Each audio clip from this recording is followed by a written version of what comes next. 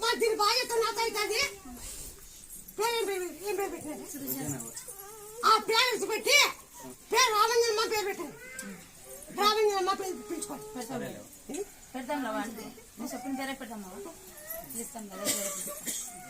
ఆంజనేయ కడిగి నీళ్ళు పెట్టండి.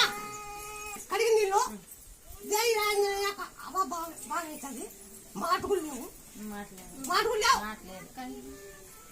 మాటలు. ఈ కన్ను రావాలంటే మేకపాలు కంటే అప్పుడప్పుడు వినండి. వారం పోతే మేక పడుతుంది. ఆ సూపు సరిపోయావు. సూప్ లేదా? కంటి సూపు లేదు.